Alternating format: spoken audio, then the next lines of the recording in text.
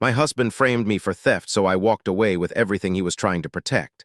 The day my husband accused me of stealing from him, I almost believed I had somehow done something wrong, not because I took anything, but because of how confidently he told everyone that I had. By the end of that week, his parents weren't speaking to me. His sister called me a liar, 3 mutual friends blocked me, and my husband sat in our kitchen acting wounded while telling people he couldn't understand why I would betray him after everything he had done for me. The worst part was that I genuinely had no idea what he was talking about. When I asked him what exactly I had supposedly stolen, he simply said, "You know what you took." I didn't, and that sentence would eventually cost him his marriage. For context, I had been married to Ethan for 8 years. From the outside, our marriage looked stable. We owned a house. We both worked. We had no children. We rarely fought in public. People constantly described us as the calm couple, the reliable couple, the mature couple. What people didn't know was that Ethan had always cared deeply about appearances. Not just his appearance, everyone's. He hated anything that made him look bad. If a waiter got an order wrong, Ethan would smile politely until we left and then spend 30 minutes talking about how incompetent the restaurant was. If a friend upset him, he'd tell everyone how disappointed he was without ever confronting the friend directly. Everything was about controlling the narrative, everything. I ignored it for years because it seemed harmless. Annoying, but harmless. I was wrong. The first strange thing happened when Ethan suddenly became obsessed with our finances. We had always maintained a joint household budget, nothing unusual. Then one day he started asking detailed questions about every purchase, every receipt, every transfer, every bill. At first I thought he was stressed, maybe worried about money, but then I noticed something strange. He only questioned my spending, never his. If I spent $40 on groceries, he wanted documentation. If he spent $300 on golf equipment, there were no questions. When I pointed that out, he laughed. "You know I'm better with money." Something about that bothered me, but I let it go.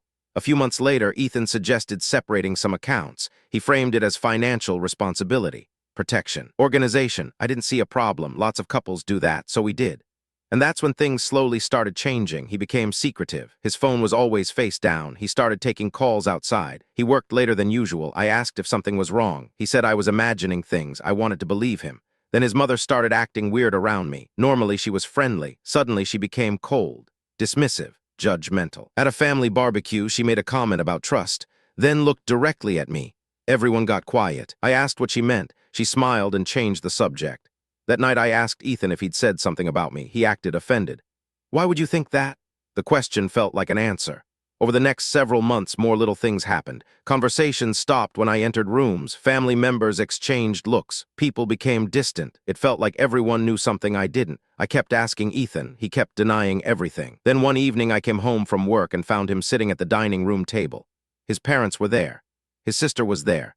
3 folders sat on the table. The atmosphere felt like an intervention. I remember immediately feeling sick. Ethan looked devastated. His mother looked furious. His sister looked smug. I asked what was happening. Ethan slid a folder toward me. Inside were bank statements, highlighted transactions, screenshots, printed records. According to the folder, thousands of dollars had disappeared from one of Ethan's accounts over nearly a year. His personal account. The account I supposedly couldn't access. I stared at the papers. Nothing made sense. Then Ethan spoke. "I know you've been taking money." I actually laughed, not because it was funny, because it was insane. "What?" His mother immediately started talking. She said they had tried to give me opportunities to confess. She said Ethan had protected me. She said the family didn't want things to get ugly. I felt like I'd stepped into an alternate reality. I kept looking at the documents. Some transactions were familiar, most weren't. Then I noticed something. The transfers weren't going into my account. They weren't going anywhere connected to me. When I pointed that out, Ethan immediately changed the subject. That was the first clue. The first tiny crack. He didn't care where the money went. He only cared that people believed I took it. I refused to admit to something I hadn't done. The meeting ended badly, very badly. His mother accused me of gaslighting everyone. His sister said I was pathetic. Ethan claimed he was heartbroken. Nobody asked for proof. Nobody asked questions. They had already decided. The verdict had been reached before I entered the room. After that night, Ethan began sleeping in the guest room. He told people we were having trust issues. He never explained why. He didn't need to. The story had already spread. A month later, he asked for a divorce. I wasn't surprised. What shocked me was how prepared he seemed, almost like he had been planning it. His attorney contacted me almost immediately. Financial records were requested. Property evaluations began. Everything moved fast, too fast. That's when my confusion turned into suspicion, because people don't usually accuse their spouse of theft and then rush toward divorce unless the accusation serves a purpose. I started reviewing every financial document I could find. Every statement, every tax return, every account. I wasn't looking for proof of innocence anymore. I was looking for motive, and eventually I found one, actually several. The first discovery came from old tax records. There was an investment account I barely remembered. Years earlier, Ethan had convinced me not to pay attention to it because he managed it. I dug deeper. The account was worth far more than I expected, far more. Then I found another account, and another. Some were technically marital assets. Some existed in legal gray areas. None had been mentioned during divorce discussions. That was interesting, very interesting. Then I discovered something even stranger. The missing money from the theft accusations closely matched transfers Ethan had made himself, transfers into accounts he hadn't disclosed. I spent 2 weeks verifying everything. I wanted to be certain. When I finally met with my attorney, she stared at the documents for nearly 10 minutes. Then she asked a question I'll never forget. Has your husband always been this confident? I said yes. She nodded. That's probably why he made mistakes. The theory was simple. Ethan wanted a divorce. He wanted control of the financial narrative. He wanted me positioned as the dishonest spouse. If everyone believed I was stealing money, then any questions about assets would seem like retaliation. He expected me to defend my reputation, not investigate his finances. But he'd underestimated something. My reputation was already destroyed. I had nothing left to protect, so I focused entirely on facts. As discovery progressed, more information surfaced. Some accounts contained money Ethan had hidden from me for years. Some investments had been intentionally omitted. Several transactions directly contradicted claims he made in legal filings. Every new document raised another question. Every answer created another problem for him. Then came mediation. I expected tension. I didn't expect panic. The moment certain account statements were introduced, Ethan's entire demeanor changed.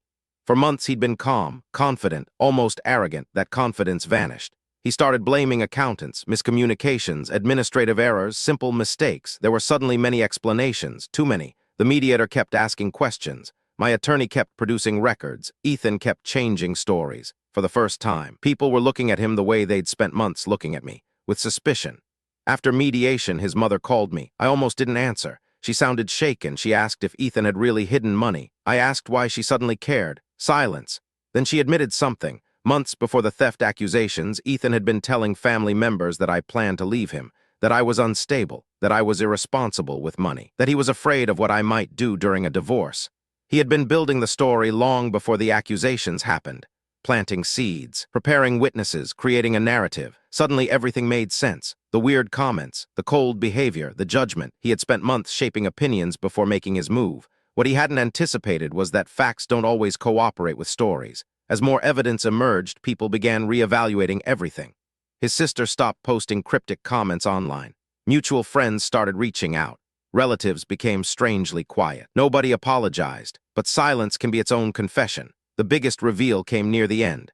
A forensic accountant reviewing records found that many of the supposedly suspicious transactions Ethan blamed on me originated from devices linked to him. Not me, him. The transfers had never pointed toward me. They pointed toward accounts he controlled. The theft story was never about recovering money. There was no stolen money. There never had been. The accusation existed for one reason: to establish me as the untrustworthy spouse before divorce proceedings began. That realization hit harder than anything else. Not because of the money, because of the planning. Because while I thought we were having marital problems, Ethan had been quietly constructing a version of reality where I was the villain. A version he intended everyone else to believe, including me. The divorce became significantly less favorable for him after that. Very significantly. Hidden assets tend to attract attention. Incomplete disclosures attract even more. Negotiations shifted dramatically. Property division changed. Financial settlements changed. Leverage changed. Everything changed. Ironically, the money Ethan tried so hard to protect became the very thing he lost control over. By the time everything was finalized, I received a settlement far larger than what he originally expected. Much larger. Not because I was seeking revenge, because facts mattered, records mattered, and actions had consequences. The strangest part came afterward. People started approaching me with pieces of the story I never knew. Friends told me Ethan had been portraying himself as a victim for over a year. Family members admitted they'd heard rumors long before the confrontation. Apparently he had spent months preparing everyone for a betrayal that hadn't happened. A betrayal he eventually had to invent himself. His mother eventually apologized, sort of.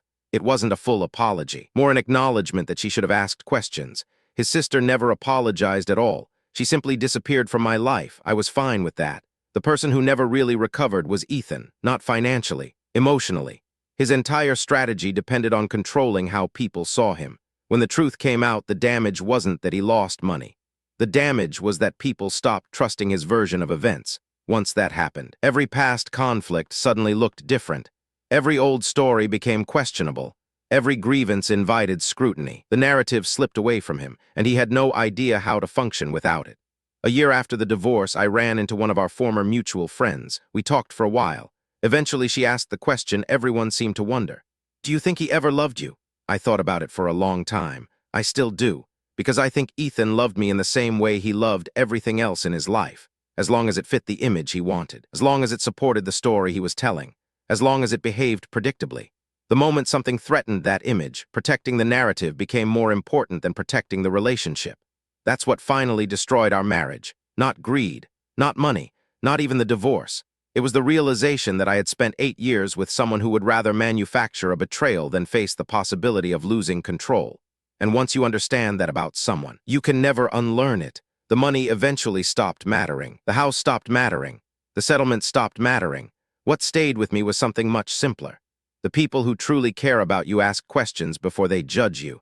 The people who don't will believe whatever story makes them comfortable. And sometimes the most painful family secret isn't hidden money or hidden accounts. It's discovering how many people were willing to believe the worst about you without ever asking if it was true.